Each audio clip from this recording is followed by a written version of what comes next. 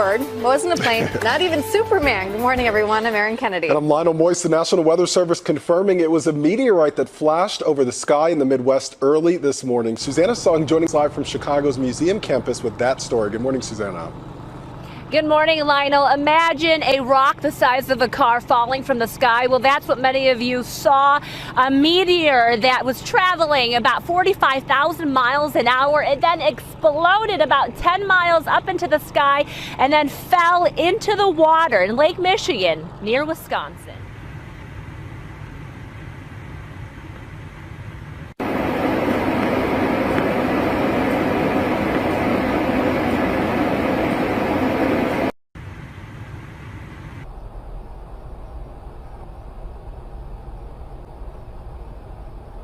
In a rare convergence of elements, a penumbral lunar eclipse, a full snow moon, and a comet will all be on full display in most parts of the world.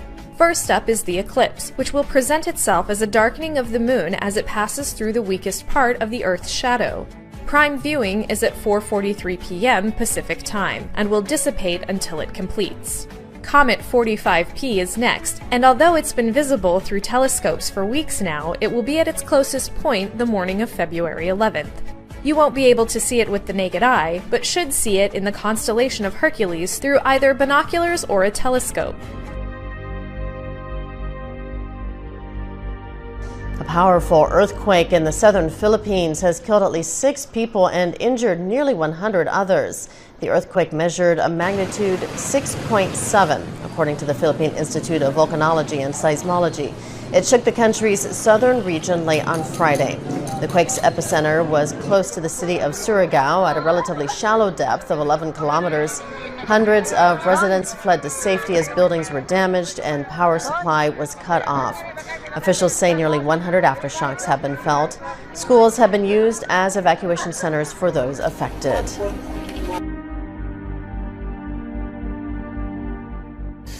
Now, in really rather worrying news, a cleaning robot sent into Japan's Fukushima nuclear plant had to be pulled out from its mission due to technical glitches most likely caused by ultra-high radiation levels.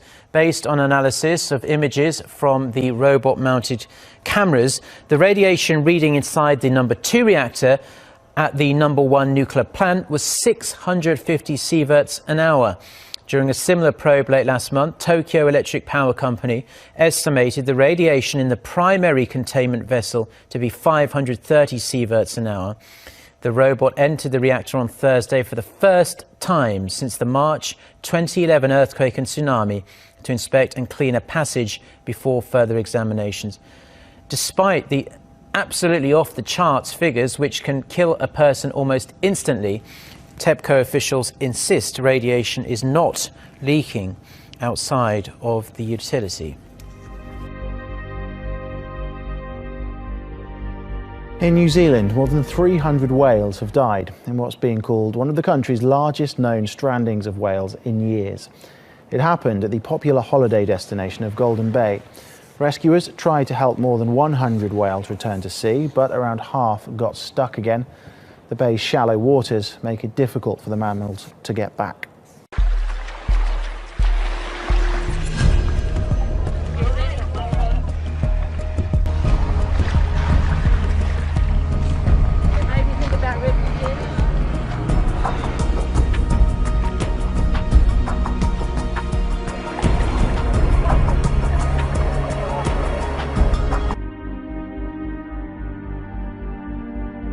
Next tonight here, the major concern near America's tallest dam, a giant hole in the spillway, is growing in size tonight. Here's ABC's Neil Karlinski. Tonight, officials in California have the nation's tallest dam under a microscope, worried about this massive hole that's formed nearby. The Oroville Dam holds water back from Lake Oroville, now at record levels and in danger of spilling over after a series of storms. The 200-foot-long, 30-foot-deep hole is enormous, dwarfing the engineers who climbed in for a look this week. It eroded through the concrete spillway used to release water and keep the lake from topping its banks. This is a big deal. We're very concerned that we manage this properly to protect the public down below. Here's the problem. If the spillway can't release enough water now, officials will have to try a never-before-used emergency spillway. We're monitoring 24/7. If any changes occur that could result in any kind of danger to the public, we will immediately notify the public. The Oroville Dam are expected to hit record levels. Right now, water continues to gush over this damaged spillway. Reporter Sean Bennett is in Butte County with more. What a difference a day makes. Yesterday, we could actually see where the erosion took place, and we could actually see the rest of the spillway. Today, you can't even see it. Now that water rushing right off to the right side of the spillway on top of the actual hillside, and those rocks racing down into the river. Now, history will be made at Lake Oroville Dam this weekend, according to officials with the Department of Water Resources. The water level is expected to hit the 900-foot capacity in the early morning hours of either Saturday or Sunday. Now, the DWR officials say it will likely go over the emergency spillway, something that's never happened in the 48-year history of the dam. Now, back in 1997, the water came within a foot, but never actually went over the emergency spillway. DWR officials say crews are working to clear debris ahead of the water spilling over. Now, the hole in the spillway continues to grow. Engineers say they plan to continue using it to lower lake levels. Geographic data says California will have a mega flood about every 1 to 200 years. So we're overdue, long overdue. In the San Francisco Bay Area, there are over 350,000 people that live in the 100-year floodplain, and I'm sure the vast majority of them don't realize that they're living in an area that's at risk. Losses could be over $700 billion, leaving millions homeless. And it's not just rainfall. Coastal flooding could crumble the Bay Area's outdated levees, leaving safe travel and clean water a distant memory. The Pew Research Center says only a third of Americans say that being truly American means following the Christian faith. The Republicans were reported to say Christianity is essential to being truly American, while 29% of Democrats agreed. Could hypnosis settle your problem child? CBS 2's Suzanne Marquez shows us the trend some say may be going too far. Your eyes begin to get very tired. 10-year-old Eric Ferrer Alfaro is about to be hypnotized. And close your eyes when you're ready. He has ADHD and struggles with focusing in school. His mother doesn't want to medicate him, and so far, nothing else has worked. I'm hoping for the teacher to not call me anymore.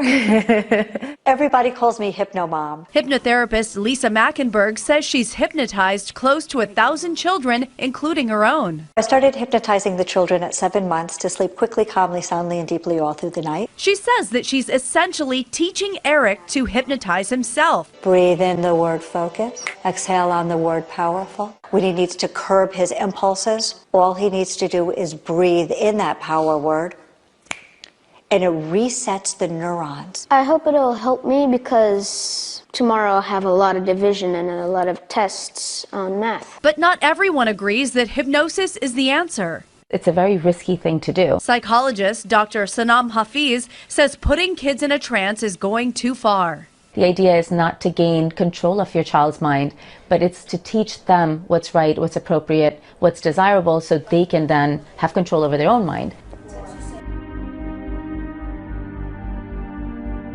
That show was so much fun. For 15-year-old Tyler Reed and his friend, 18-year-old Colin. I don't think so.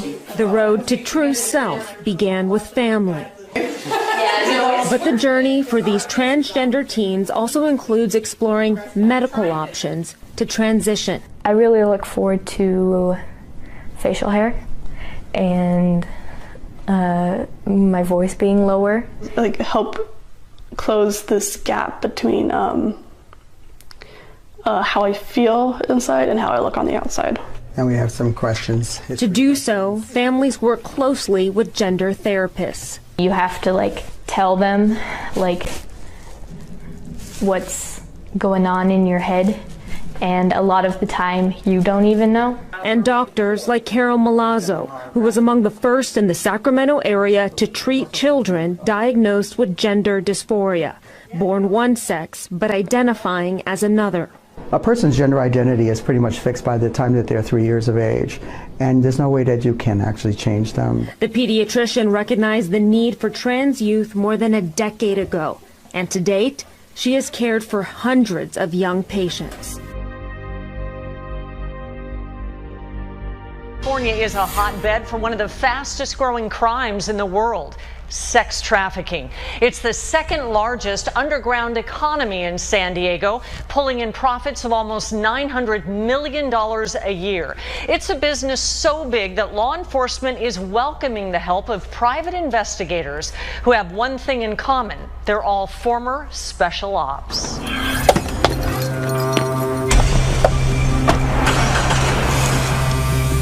This team is trained to track, if we catch them outside, extract, get some audio, and get out without anyone knowing they were there. These are former Navy SEALs, cops, and British Special Forces, now working as private investigators going to the target to help rescue victims of sex trafficking. They're so well trained to blend in on surveillance because you know what they do when they're on the SEAL teams is they basically kidnap people. Joseph Travers, a former police officer, started Saved in America, bringing in men with special skills. Every night in San Diego County, there's an estimated 2,500 kids who are missing. And the clock is ticking for each one of them because it's a race between those trying to rescue them and those trying to trap them. Tonight's goal for the rescuers, a teenage girl we'll call Kylie. Like 80% of all local sex trafficking victims, she's American. Copy in position. Kylie is 15, a year younger than the average age of a girl caught up in trafficking. We think, from the intelligence we have, they're trying to take her south of the border. Intelligence taken from the web and revealing her possible whereabouts. Okay, guys, there's movement in the front window. Law enforcement called in. PD's been notified. The ghosts back out. 10-4 copy. And Kylie is rescued, one of 26 teenagers in 26 months saved by Saved in America. The humanitarian aid industry has a sexual assault problem and doesn't seem to be doing anything about it. Lots of industries have the same issue, but the humanitarian community doesn't seem to be recognizing it as much. The research says female aid workers are most frequently assaulted by male coworkers and superiors.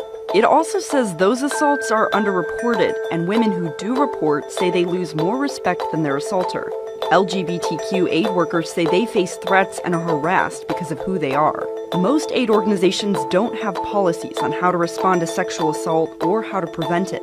That can mean a few things. Victim blaming can happen, there's not enough training and enforcement, or there's no clear way for survivors to document an assault. This once grand park, Pedion tu Arios, has become notorious for its night trade.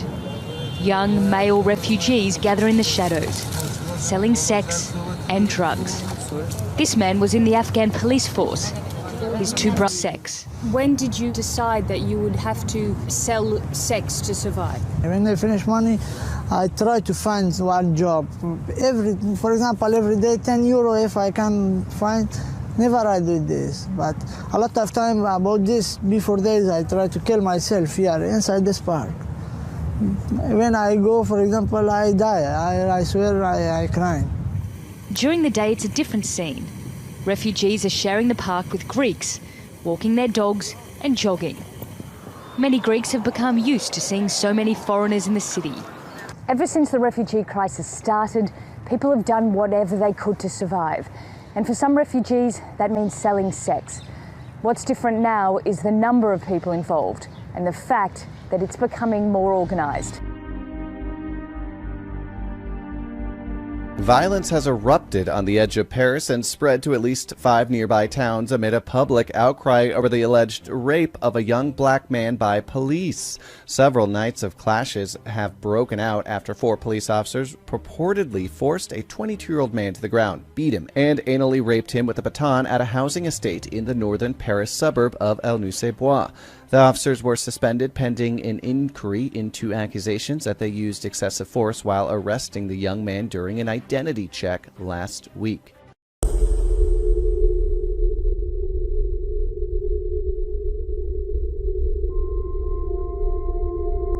Il prend sa matraque et il me l'a enfoncé dans les fesses, volontairement. Justice pour Théo! Justice pour Théo! Justice pour Théo! Justice pour Théo!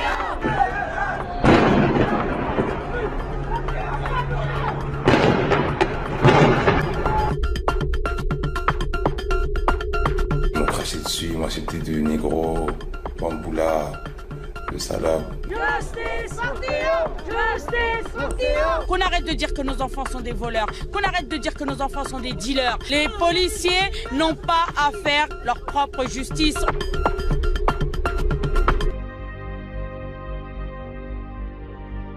A wave of violent crime continues in the Brazilian state of Espírito Santo, where police have gone on strike.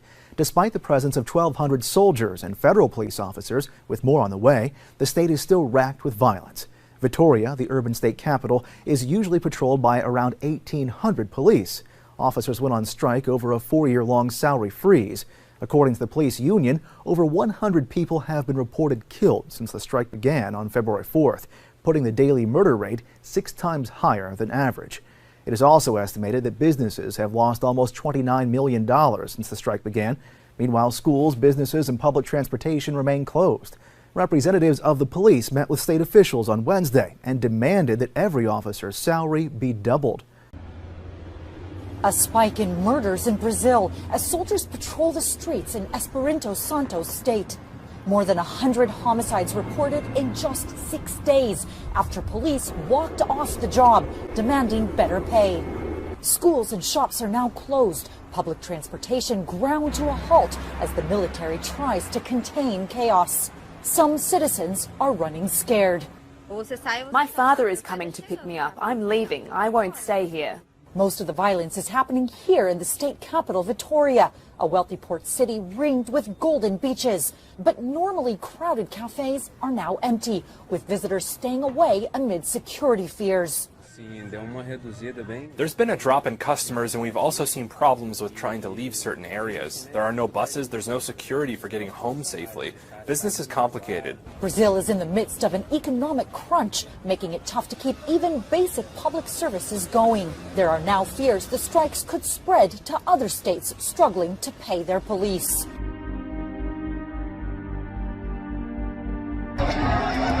A collapsing currency has led to economic anguish in Venezuela. Sky-high inflation has caused prices to double every 18 days, and citizens line up to exchange money that is almost useless. Inflation has totally ruined us. You'd think this cash is enough to do things, but it's not. It's worth nothing. These bills are devalued. In Venezuela, where an estimated 110,000 people in 2015 were living with HIV, a shortage of critical medicines, including life-saving anti-HIV drugs, threatens a country already in crisis. In June of 2016, a network of Venezuelans living with HIV sought urgent humanitarian aid from the Geneva-based Global Fund to Fight AIDS, Tuberculosis, and Malaria. The petition notes that in addition to a severe stockout of antiretroviral treatment, Venezuela lacks a necessary supply of condoms, HIV test kits, or basic supplies to diagnose and treat tuberculosis. The Global Fund leaders, who notably took 6 months to reply to the original urgent request for help, have responded that they have liaised with our partner network to see who might be in a position to help.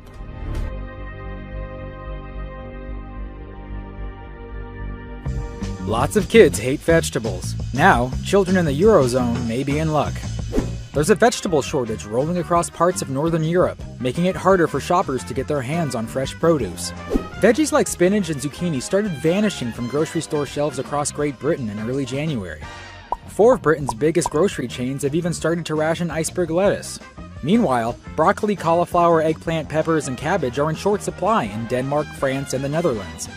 Bad weather in a corner of Spain that supplies much of Europe in the colder months is largely to blame for the shortage. In Germany, the price of fresh vegetables jumped more than 18% in December. The UK grocery chain Sainsbury's is charging around $1.75 for a head of lettuce, more than 3 times the price in pre-shortage days.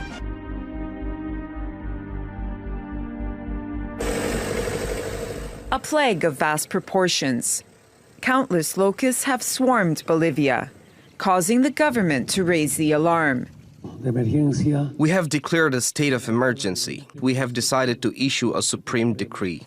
The arrival of these unwelcome visitors happened a week ago near Santa Cruz.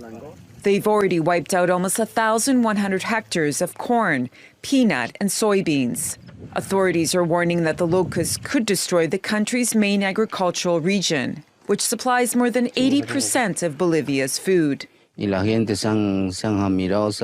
People are very scared here by the locust, beans, squash, and watermelons. Also yucca production. All this production was destroyed. The government says fumigation must begin straight away. Pesticides are being sprayed on the ground and in the skies. But even with all these efforts, the locusts are spreading quickly. The question is, how much damage will they do before they're eradicated? An invasive caterpillar species. Killing drought mitigation programs. In drought-hit Guatemala, those taking a swing at farming are coming up empty. The little that grows here is simply not enough, and it's worrying World Food Program officials like Gustavo Alas. They have had losses from 80 to 85% of their basic grain, he says, which is the main crop here, so they do not have the necessary food in the season where they build up their stock. 3 consecutive years of El Niño-linked drought have exacerbated poverty and hunger in the country of 15 million. The World Food Program, or WFP, says the European Union will invest $4.2 million to support families most affected by droughts, including subsistence farmers like those here in Guatemala. The investment aims to improve land productivity and food security, though WFP recognizes despite the intervention, 5 to 10% of farmers and their families will resort to immigration. In this remote village, images of dusty paddocks and flies buzzing over carcasses. And not far from here, a herder is watering his animals, trying to salvage what remains of his herd, as a devastating drought continues to displace thousands in several parts of Somalia and Ethiopia. These displaced families shelter under this tree near Banderbela, in the Puntland state of northeastern Somalia, after walking for days with their animals. More than 25,000 drought-affected persons have arrived here over the past months, some from Somaliland, Puntland, central Somalia, as well as pastoralists